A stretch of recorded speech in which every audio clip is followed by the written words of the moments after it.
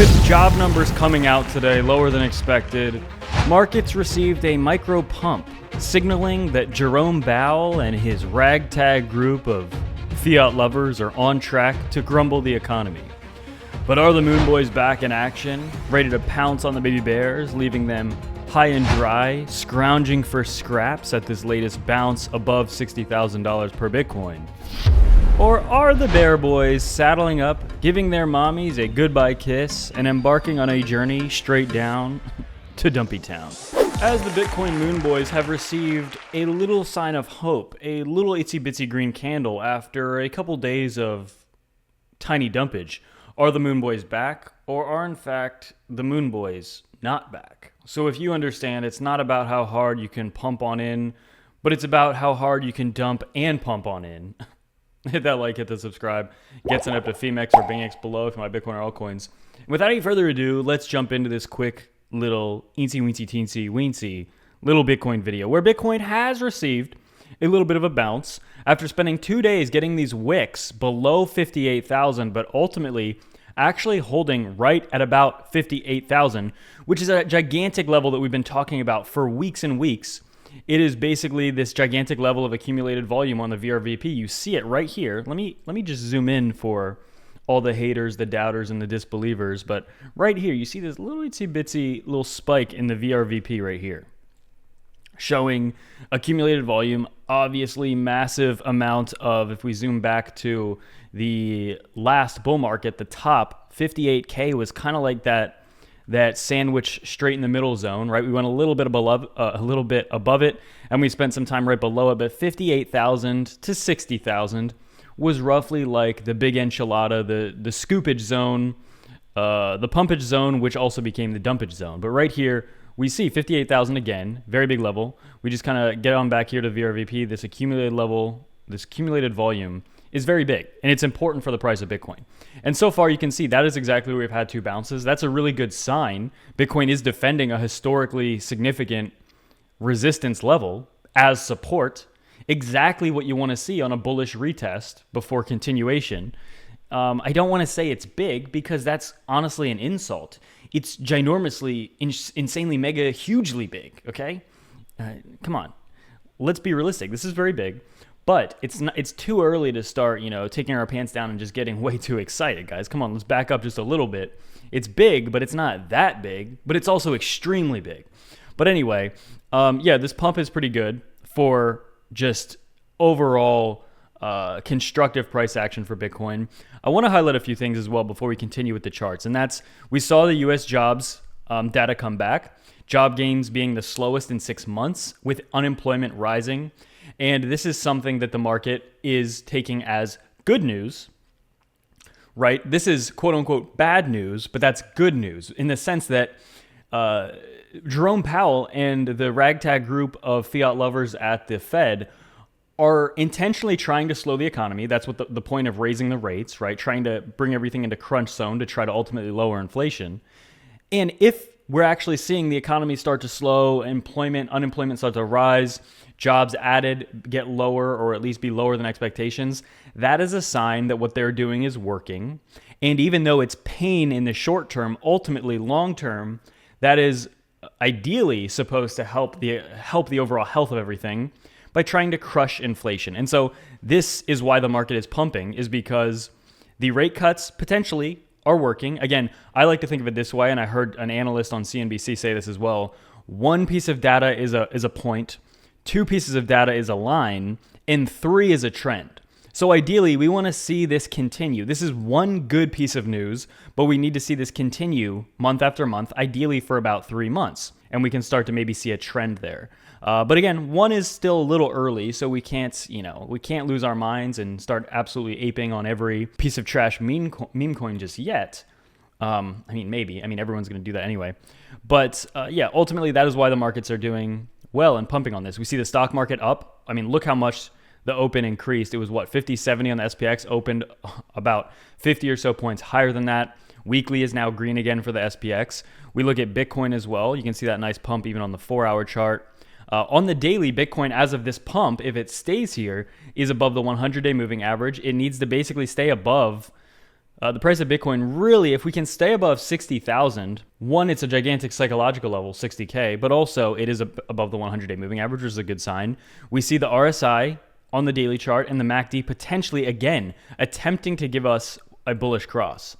MACD has still a lot of room to go. RSI is honestly a little bit closer to maybe indicating that. Obviously, something like the weekly chart, longer term, is not as affected by this short one-day pump.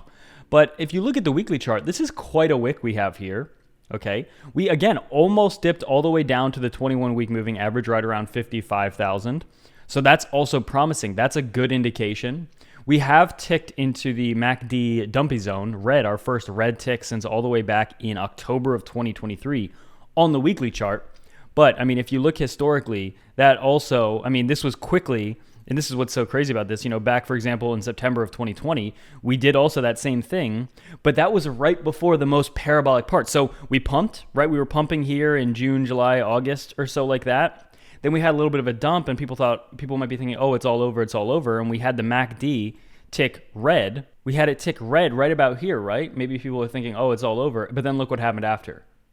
It immediately then jumped into the most bullish parabolic phase of the bull market. Very similar potentially to now. So even though the weekly chart at first glance might look a little bearish, it actually could be setting up the biggest bear trap of the entire cycle. So that's very similar to what we've already seen historically in the past. It's nothing new yet. Everything is still kind of playing out identically to what we've already seen. Also, I want to point out my favorite indicator, as I've said many times here, my favorite indicator is the bearfluencers that, you know, maybe we're only posting 1 or 2 videos a month. What do you notice over the past week? They're almost posting every day again. All of a sudden they're somehow not busy anymore. Let's be honest, they were never busy. They were just afraid to make videos because they've been so wrong. But anyway, they're not busy anymore, and all of a sudden they can make a video every single day. To me, that's the best indication. Okay, bottom is pretty much, it's got to be in, right? Bottom has got to be in soon. And so I'm not saying for sure the bottom is 100% in, but again, these are really good signs we're seeing shape up week after week after week. You have to play it week by week by week. If you're new to these markets, you might be expecting me to tell you exactly what the price is in a week. And obviously, it should go without saying, nobody on the planet knows that. But if you can just kind of have a rough idea of the trend and what's happening, that's by far the best you can really do in these markets, right? Every once in a while, you'll get myself and everyone will get comments. It's some new person who will say something like, oh, so you're telling me, you know, if this happens, this will happen, and if this happens, then this other thing will happen. Yeah. Yes. Right? Are you expecting a guy on YouTube to tell you exactly what the price is every single week? Do you have actual sub 10 IQ or something? You know what I mean? It blows my mind. These people are like, they think they're getting a gotcha by like saying, oh, you know, I got you. You don't actually know exactly what the price is going to be in a month from now. Wow, how'd you figure that one out, right? Nobody on the planet knows that. You absolute dingbat. But anyway, weekly chart, again, I think it's shaping up to look pretty good. The 21-week, honestly, we haven't tapped it just yet. We need to go a little bit, maybe about $1,000 or $2,000 lower than the lows we put in so far. But again, we don't absolutely have to touch it. For example, back here in January, we got pretty, you know, we didn't touch it either. We got pretty close right here, but we didn't actually wick all the way down to it. Kind of similar to here. So all I'm saying is this price action has been extremely good for resetting this momentum. I would not have liked, you know, let's say we rewind to March, end of March this year, and we were at, again, 70,000 US dollars per Bitcoin. And let's say for the next 2 months after that, let's say we would have just kept rising. And I was saying this back then, this is nothing new, but if that was happening, I would be really fearful, like, wow, we went up way too much, way too fast, without any significant correction. I don't think this is healthy. But over these past like 6 weeks, 5-6 weeks, we've actually been dumping, but not like insane dumping, more ranging and finding support, everything like that. And that is by far the healthiest thing we should want and expect before another leg up, okay? A lot of people that are new to these markets and a lot of bearfluencers that thrive on negative bearish engagement will tell you every single dump is a bad thing, but that's something a literal baby would say. Every single dump is not a bad thing. Sometimes dumps are absolutely needed even in uptrends. So with that being said, again, I can't say this enough because there are so many new people that watch these videos and get this horrible information from bearfluencers that have been calling for 3K for the past 15 months, 2-3 years, right? Calling for 3K again, and they're just wrong year after year, cycle after cycle. Be aware that dumps are not always bad, especially if they're constructive. They retest support, and then they end up, they retest, they go down to resistance, cement it as support, and then build that support, and then, that's exactly how markets move, right? If a market, if you looked at a chart and the chart was just straight up only forever, that's bad. Like, that's scary. You don't want it doing that, because then the crash can happen just as quickly or faster than the pump initially anyway. So overall, Bitcoin, I think, is showing good signs, but overall, I still would be cautious here until we actually start cementing daily closes. If we get some daily closes above 60, that's the first step you want to look for. Obviously, then the next key moving average, simple moving average, even on the daily, around 64,000 to getting above that. Ultimately, when we reclaim and we get this bullish cross, then with the 21 moving back above the 50, which is not going to happen in the next couple days. It's going to take some time for that to happen. Then you can start, again, continue to speculate more bullishly on the short term. But overall, these jobs numbers, the fact that, hey, over the past couple of weeks, people have been saying, wow, maybe we won't get any rate cuts. Inflation looks horrible. Today was just another piece of data saying, hey, inflation's still bad, but it's still maybe not quite as bad as everyone's fearful. Or at least it is probably as bad as everyone's fearful of, but at least the expectations of where we're heading are not as bad. And get sent up to FEMX or BINGX below for my Bitcoin or altcoins. Without further ado, it's for me.